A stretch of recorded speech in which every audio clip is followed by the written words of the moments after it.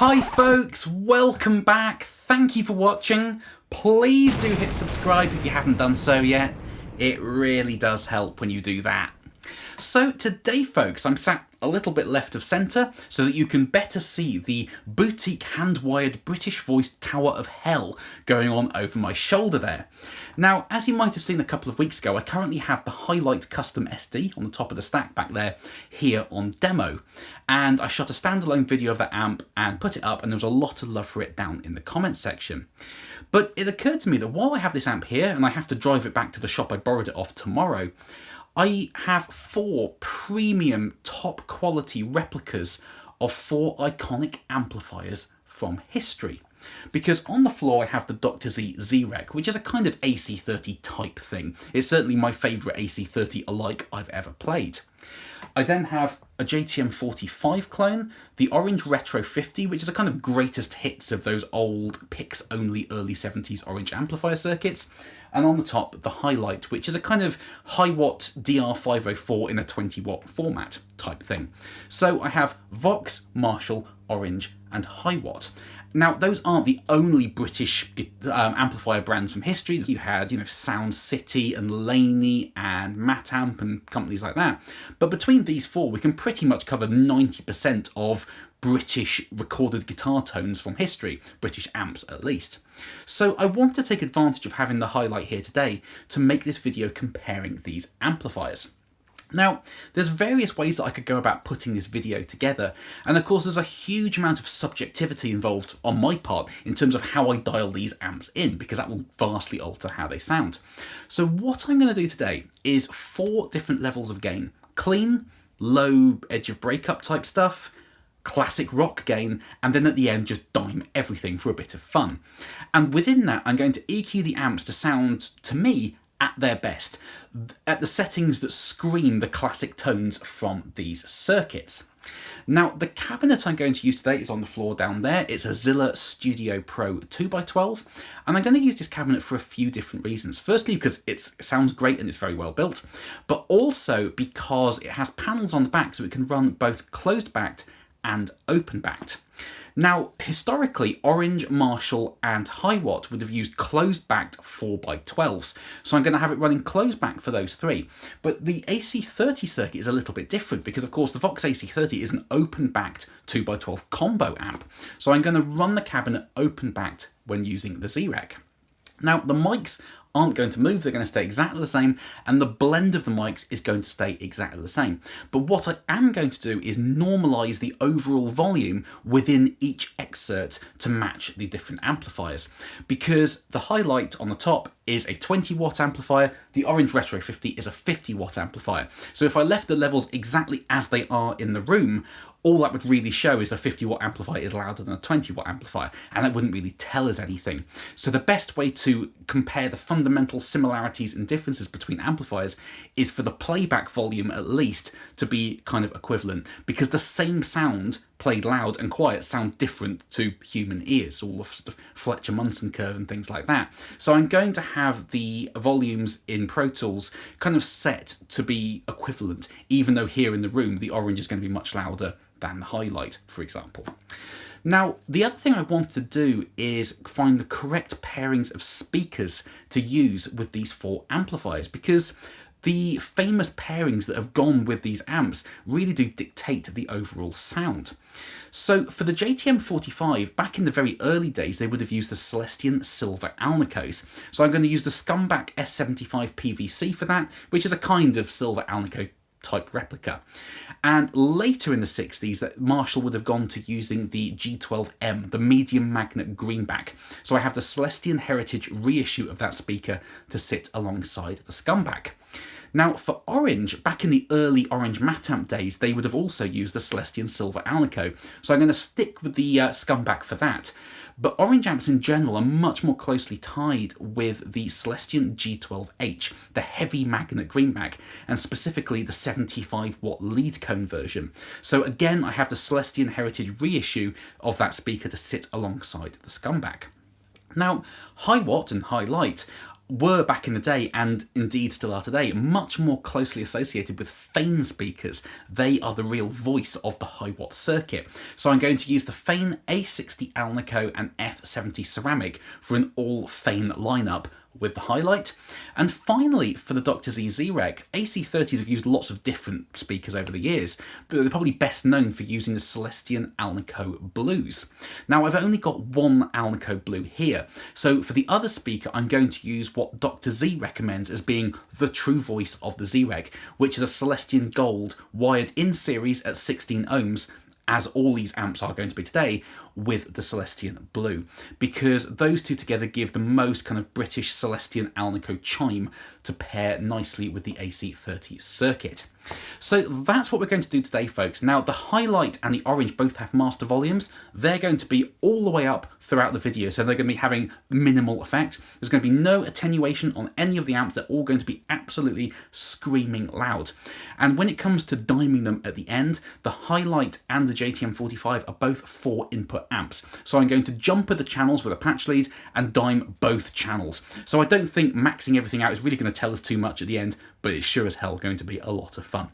So I'm now going to get my ear protection in, because this is going to be biblically loud today, especially with that Orange, and we're going to make a huge amount of noise. So without further ado, folks, here we go.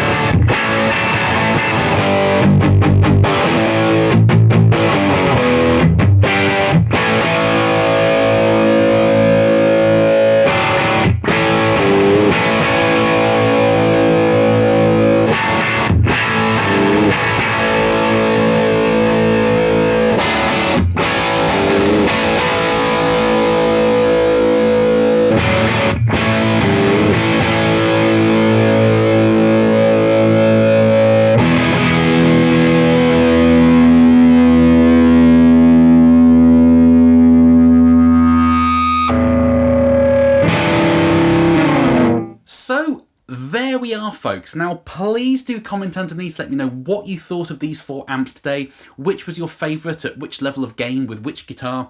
I love chatting nerdy guitar stuff with you folks down in the comment sections.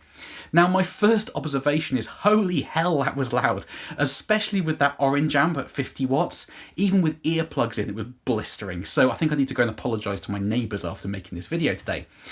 But as was kind of in the back of my head when I started this, I think the middle ground is where we learnt the most about the similarities and differences between these amp circuits. Because when amps are running clean, you can, up to a point, dial them in to sound fairly equivalent to each other. Now, I wasn't trying to make them sound the same today, but you can kind of, lots of the differences can be disguised by the fact the amp isn't breaking up. Now, I think the Dr. Z Z-Rec really shone when running clean today. That AC30 chime coupled with the 2 Celestion Alico speakers was really working its magic. And you can absolutely see why AC30s are known as a sort of clean machine. They just sound astonishingly good when that top end chime is coming through. Now, when we were maxing everything out at the end there, as fun as it was to do, I don't think we really learned too much about the amps because we're kind of pushing them to and beyond their design capabilities, so they have a habit of misbehaving a little bit. The Hylight especially sounded like it had an octafuzz on it, it was really going a bit nuts. So some really cool sounds, but that isn't where most guitarists would live with this sort of amplifier. So the middle ground, where they were breaking up but in their happy place, was where they really shone. But we could hear the gritty mid-range of the Hiwatt, the barky lower mid-range of the Orange, the sort of snarly upper mid-range of the Marshall, the sizzly top end of the AC30, and that is what I really wanted to get through on this video today, because those are the defining characteristics of these amplifiers. So, as I said at the start of the video, folks, a huge amount of subjectivity involved on my part in terms of how I dialed these amps in today, but I did my best to kind of capture the essence of what these amps are about. So please do comment underneath, folks. Let me know all your thoughts and opinions. I love chatting them through with you folks. So thank you ever so much for watching. Please do carry on subscribing. I know I always say it, but it makes a big difference when you do that. I hope this video was interesting and useful for you in some way, and I will see you very, very soon. Bye-bye.